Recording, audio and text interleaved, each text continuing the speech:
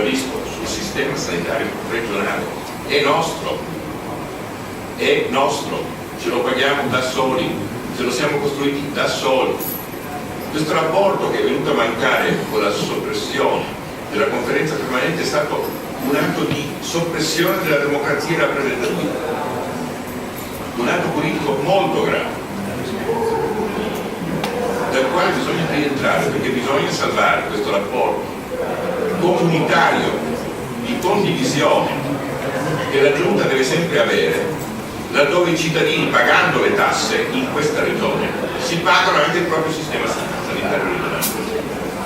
Ieri era l'anniversario della Magna Carta, si diceva no taxation without representation, non si pagano tasse se non siamo rappresentati, perché vogliamo decidere della nostra condizione di salute, che è il primo diritto che dobbiamo avere.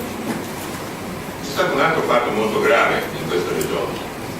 Si è esordito all'inizio dicendo che si sarebbe parlato prima di contenuti poi di contenitori. Non è stato così, è stata prima fatta una riforma che ha demolito il sistema delle aree vaste e adesso si stanno facendo i processi di arrivo. È stato fatto quello dell'emergenza, quest'anno si dovrebbero fare tutti gli altri dell'amministrazione e la prevenzione che è stato fatto, ma è un fatto abbastanza semplice, continuano a fare, e tutti gli altri. Non c'è stata coerenza. Il consigliere Postetto è saluto con piacere come gli altri consiglieri regionali, la cui rappresentanza è trasversale e ha un significato, tutto questo. Ha un significato. La persona viene prima dei partiti e le riforme si fanno per la gente, non per far carriere. Non per far carriere. Non si sottomette la salute dei cittadini di una regione per ragioni di strategia politica a livello nazionale. Non è etico, non è etico. Mi assumo la responsabilità di ciò che dico. Dicevo che a livello regionale si è parlato tanto di assistenza territoriale, la dottoressa Stabile ha illustrato. Io ho sentito per mesi di parlare di medici di medicina generale che avrebbero lavorato H24 giorni. Non è stato così. Siamo a H16. Cioè in questa regione di notte non ci si ammala. Non so se mi sono spiegato. O se ci si ammala, si va. Lo vedo laggiù, dal dottor Zauda.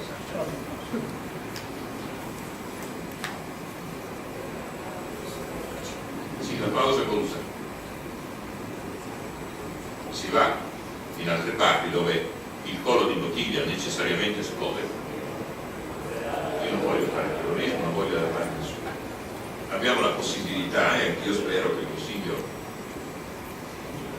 risponda diversamente da come ha in qualche maniera fatto presagire le notizie uscite sul giornale. Sarebbe inaccettabile, sono d'accordo con il consigliere. Come si fa a aver paura della scelta dei cittadini? Il confronto va sostenuto, va arricchito, va sviluppato, va data continuità a questa partecipazione, anche perché vediamo la estensione della politica che cosa sta producendo. Una disaffezione pericolosa che mette a rischio la nostra democrazia, la nostra storia, la nostra identità, le nostre conquiste.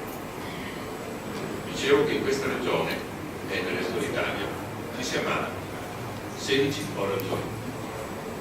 Di notte non ci si può ammalare, a meno che non so, ve la vedo portare con i suoi colleghi. Volete un'altra? Certamente. Ce n'è. Il comma 536, lettera A, B della legge di stabilità approvata dal governo Renzi prevede che ci sono 53 aziende in piano di rientro. Per ciò che riguarda la nostra regione, 4 su 5, per circa 100 milioni, quasi 100 milioni, dovranno fare questo piano di rientro. È questione di bilancio, se no non si chiude. Questi sono gli ordini che vengono dal governo centrale. In una regione, ribadisco, dove ci paghiamo da noi la sanità, ma se non vediamo determinati criteri di sostenibilità e di costi, è giusto anche che ciò succeda. Purtroppo in 2 anni siamo riusciti a demolire molto. Che cosa bisogna fare oggi, secondo me? E ringrazio per l'attenzione e mi scuso per la lunghezza.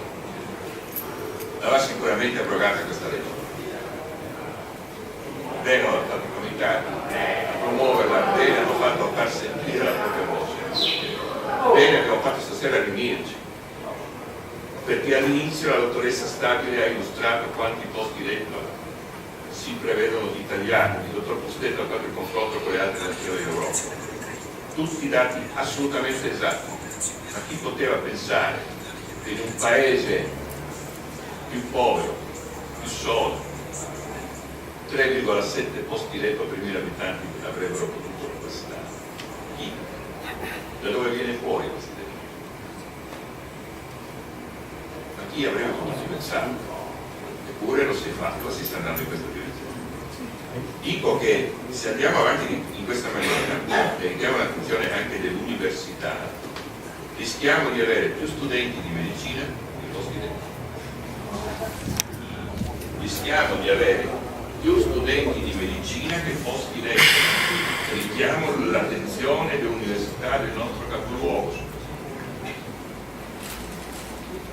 perché bisogna guardare a lungo, il percorso non è finito.